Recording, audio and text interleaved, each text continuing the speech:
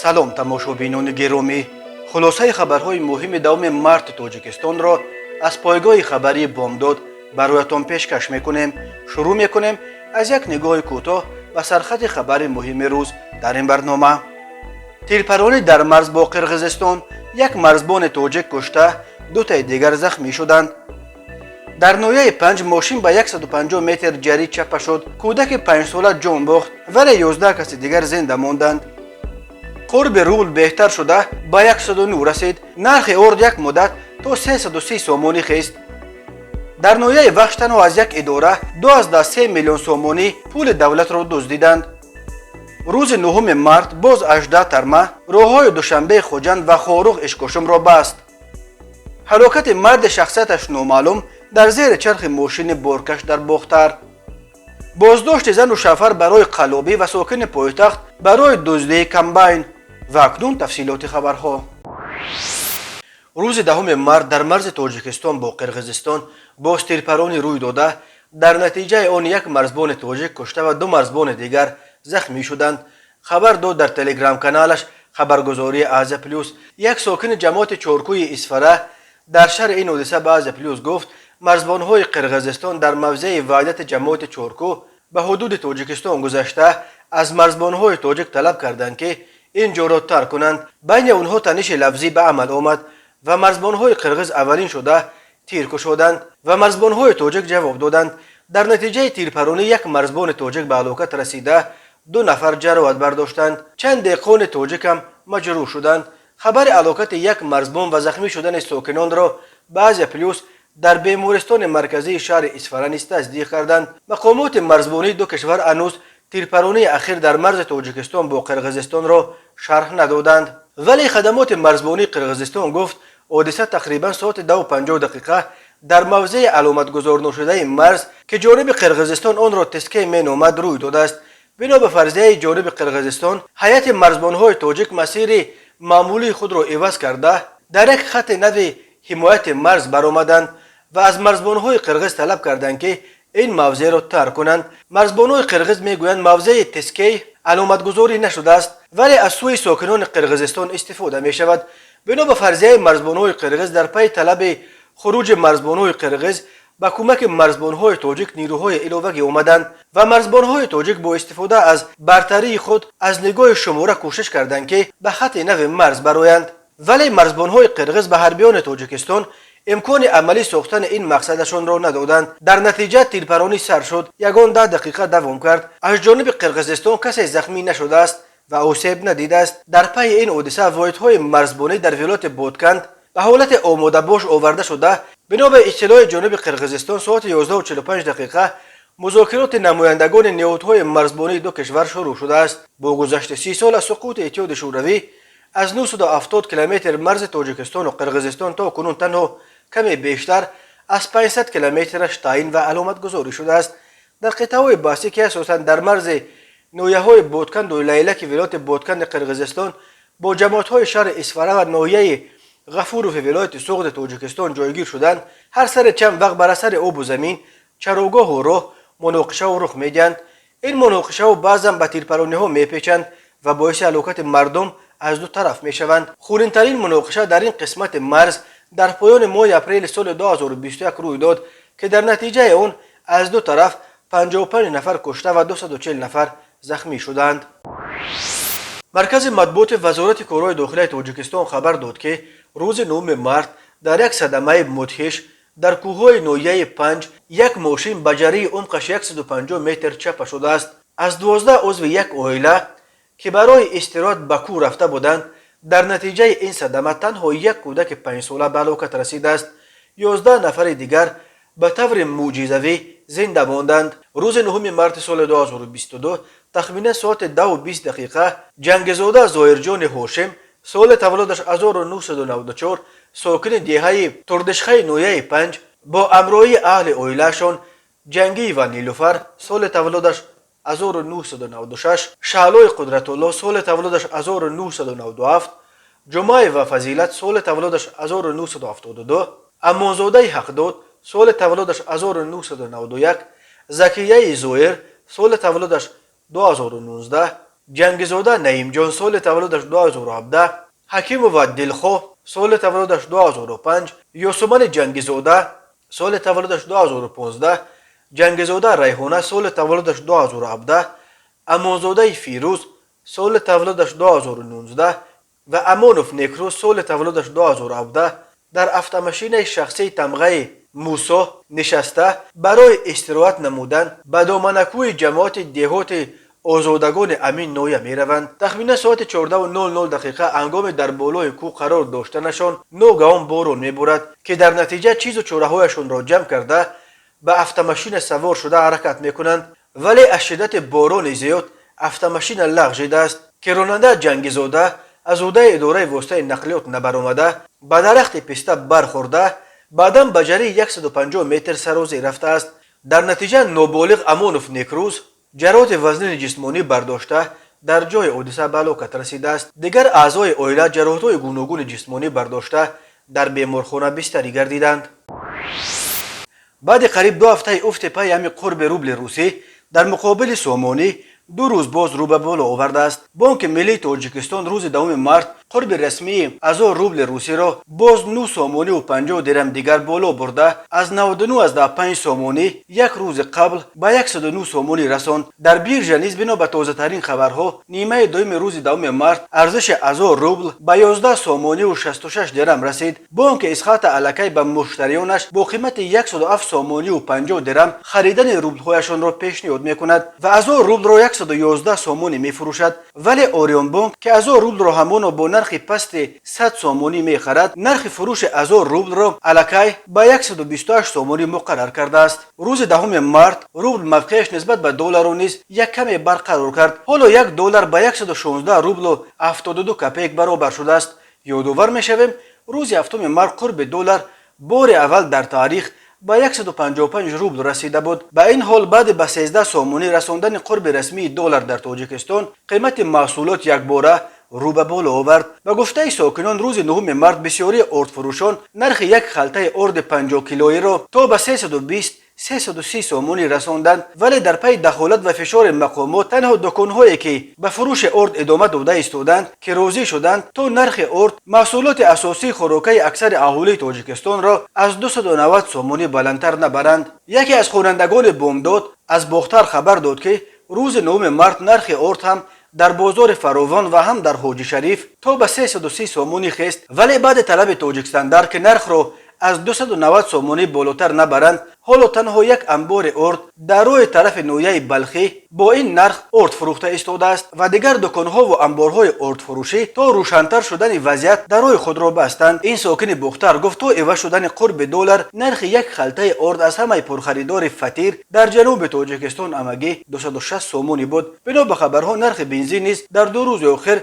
به شدت بالا رفته است. برای مثال در وادی وحش نرخ گاز از 6 سومانی و 40 درم به 6 سومانی و 90 درم، بنزین از 10 سومانی و 20 درم به 10 سومانی و 80 درم و سلیار که یک باره از 1 سومانی و 70 درم گرانتر شد از 10 سومانی و 40 درم تا به 12 سومانی و 10 درم رسیده است. اما در دوشنبه بنا به اطلاع ژورنالیست عبدالعزیز واسع در بین همگی یک روز ارزش بنزین نو ای 92 از 10 سومانی و 70 درم به 11 سومانی و 70 درم تکه خورد. نرخ دیزل در دوشنبه الکی 12 سومانی و 20 درم و بنزین 95 باشد به 12 سومانی و 30 درم رسیده است. ساکنان میگویند برابر با ارد و بنزین و سلیار که نرخ انواع دیگر محصولات نیز در تاجیکستان رو به بالا روی آورده است.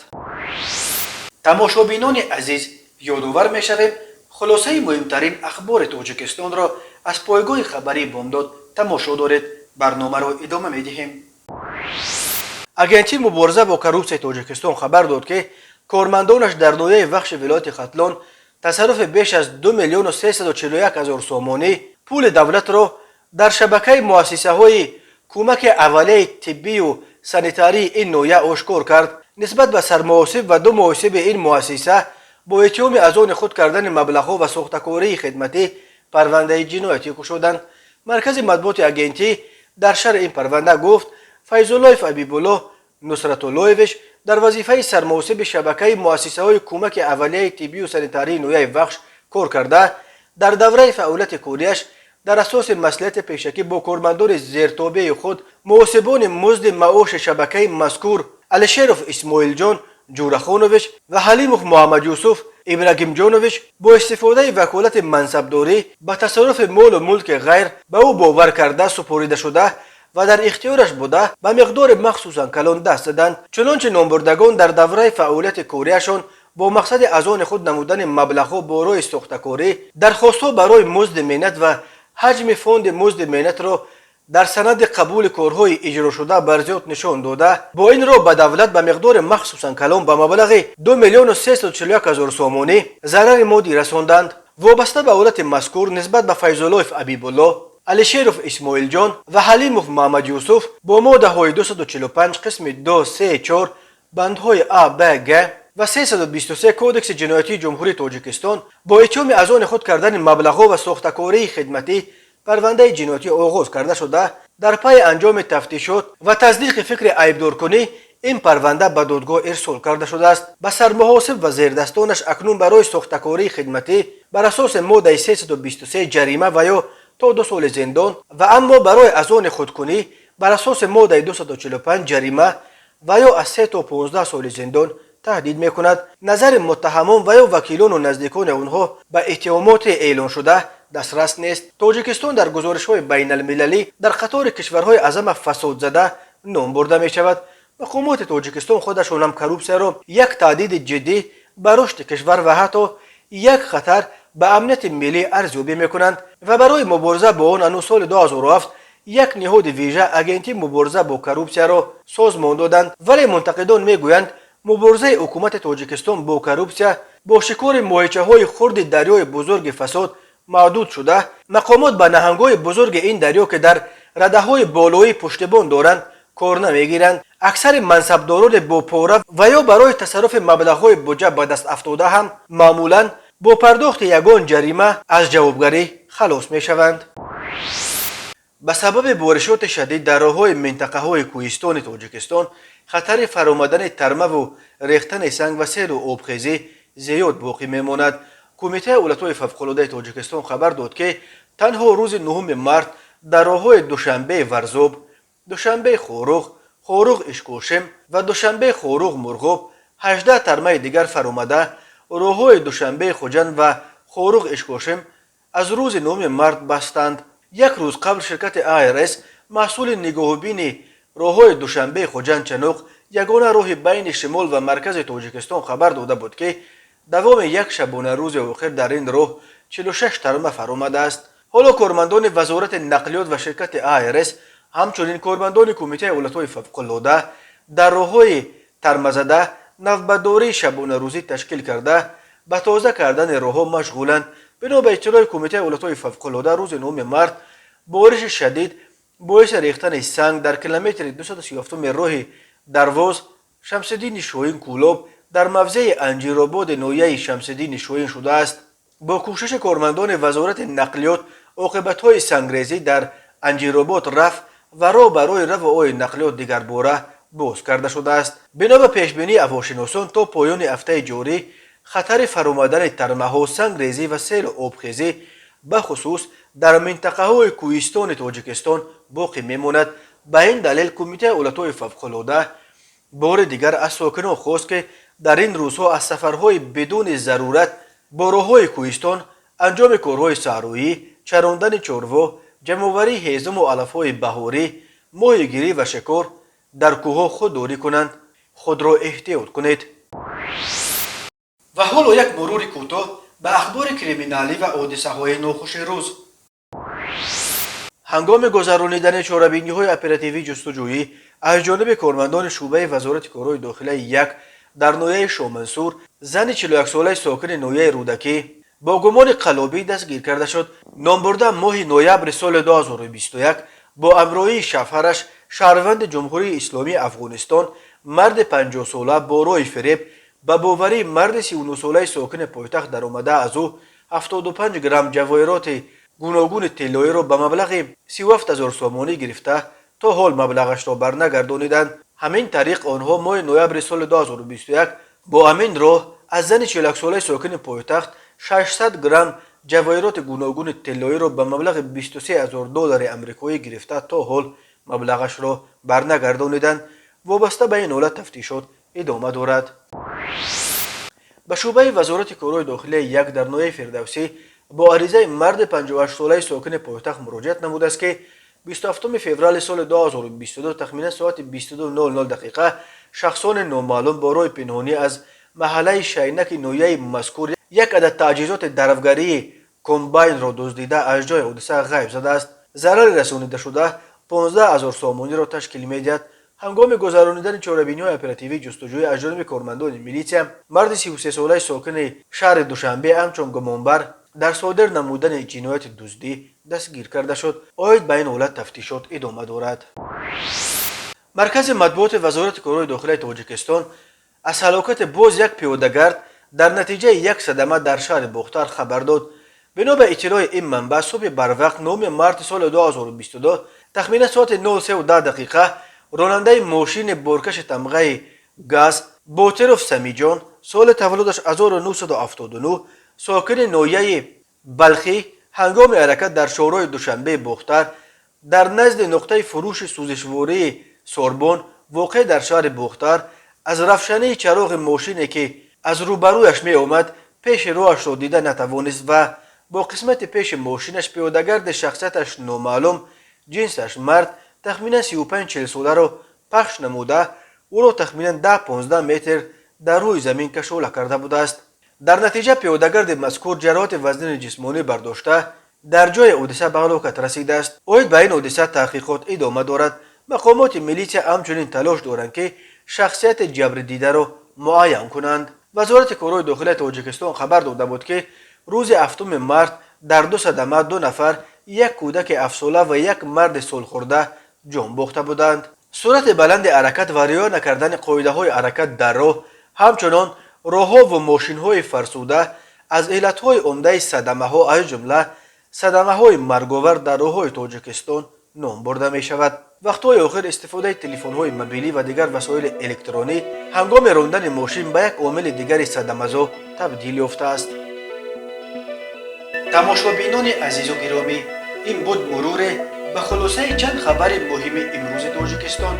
خبر و گزارش‌های بیشتر از تاجیکستان و درباره تاجیکستان و اطراف آن را در سامانه پایگاه خبری بامداد در این نشانه پیگیری نمایید: www.bomdad.com.